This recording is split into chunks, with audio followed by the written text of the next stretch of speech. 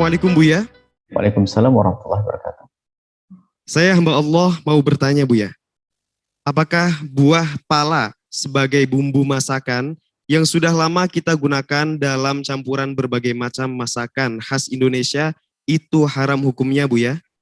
Bila saya search di Google, banyak yang mengatakan itu haram. Untuk video ceramah Buya Yahya belum ada pembahasan masalah ini. Atas jawabannya, saya ucapkan terima kasih. Masya Allah. Makanan yang diharamkan diantaranya adalah karena dia membahayakan kesehatan. Maka menjadi dia diharamkan. Kemudian ada yang diharamkan jika memang diduga kuat siapapun yang memakannya akan mengalami sakit.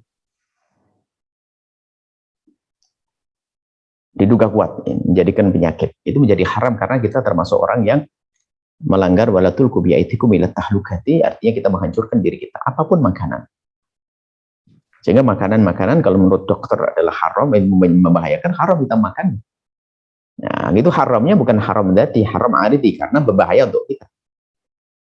Membahayakan untuk kita. Jadi kadang-kadang tidak ada nas haram tentang zatnya makanan, tapi makanan itu adalah haramnya karena membahayakan untuk di saat kita makan.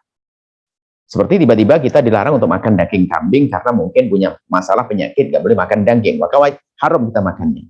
Jadi haramnya bukan dzati. Ada haram dzati adalah babi, hurrimat alaikum maitatu waddamu wa lahmul khinzir, babi ya.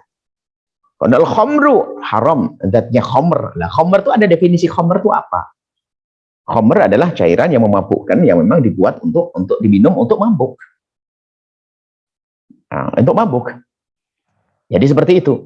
Nah, ada memang buah pala ya. Buah pala itu adalah memabukkan, ada yang mengatakan begitu. Tapi pada dasarnya dia tidak memabukkan. Mungkin yang memabukkan adalah sebagian orang saja yang makannya berlebihan, termasuk seperti halnya durian. Jika orang makannya berlebihan, dia mabuk makan durian. Maka kembali kepada asalnya, buah pala ini adalah seperti ramu seperti rempah-rempah yang lainnya. Bahkan karena dikasih gula dimakan, tidak ada masalah, nggak mabuk, maka tidak dikatakan haram. Kecuali bagi orang yang setiap makan itu dia pasti mabuk, kemudian sakit, maka itu haram bagi dia. Tapi nggak bisa diperlakukan umum karena yang lain. Tidak ada keterangan. Dia bukan khamr, itu bukan khamr. Bukan khamr. Nah. Jadi seperti itu. Jadi dia seperti hukumnya durian, seperti hukumnya sebagian buah yang memang mengandung, mohon maaf, misalnya mengandung alkohol, yang haram alkohol yang sudah dipisah. Tapi kalau alkohol ini misalnya di dalam makanan tersebut ada sesuatu mengandung alkohol, bukan karena kita campur alkohol. Apa istilahnya kita sebut beralkohol. Beralkohol atau punya, maka yang demikian itu bukan karena dicampur. Karena memang dalam zatnya, tapi bukan kita mengambil alkoholnya atau materi yang memabukkannya, bukan, dimakan bersama nggak ada masalah. Durian, katanya ada hal memabukkan kalau berlebihan, ya jangan berlebihan makannya. Jadi tidak, jadi kita kembalikan pada hukum asalnya adalah tidak, kecuali bagi orang yang jika makan buah pala tersebut lalu dia menjadi sakit, atau memang bagi dia pasti memabukkannya, nggak boleh.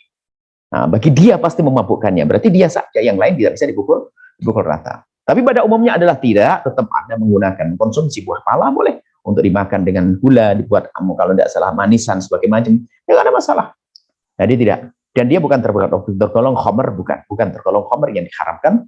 Biarpun khamr itu diharamkan karena memabukkan, akan tapi makanan apapun kalau memabukkan adalah tidak diharamkan, kecuali memang pada dasarnya tidak memabukkan. Tapi durian tidak memabukkan pada dasarnya. Hanya orang yang individu, hanya orang per orang saja.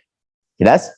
Jadi yang disebut khamr adalah cairan yang memabukkan, itu adalah haram untuk diminum, dikonsumsi. Baik khamr yang pada asalnya adalah asir, adalah jus perasan daripada anggur dan korma, kemudian dipendam, kemudian di pasir sampai panas, sampai ada perubahan, sampai memabukkan, atau yang namanya dari tuak itu namanya nabit, dan sebagian tuak ada dikiaskan karena ini adalah sesuatu yang dibuat pasti memabukkan.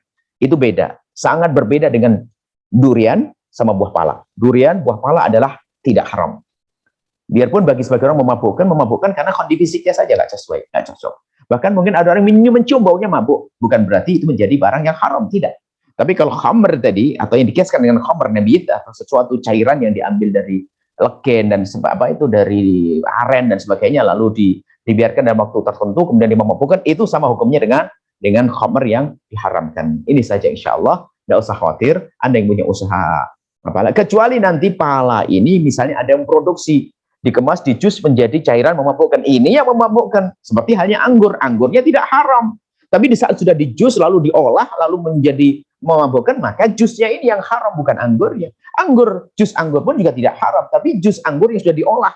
Orang Arab, orang Arab sana yang dahulu pakainya udah ngerti caranya. Jadi kalau tidak salah itu ceritanya adalah ditanam seperti wadah dari tanah, wadah yang kalau kayak semacam kendi sebagainya, ditutup, ditaruh di padang pasir, nanti ada perubahan karena panasnya itu menjadi berubah lalu memabukkan. Dibiarkan lagi menjadi khal juga. Nah, nanti ada pembahasan dalam fikih itu.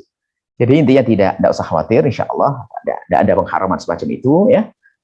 Semoga Allah memberikan kepada kita petunjuk dan semoga Allah menampakkan kepada kita yang benar-benar, yang batil-batil, yang benar-benar untuk kita ikuti, yang batil-batil untuk kita jauhi. Wallahu a'lam bishawab.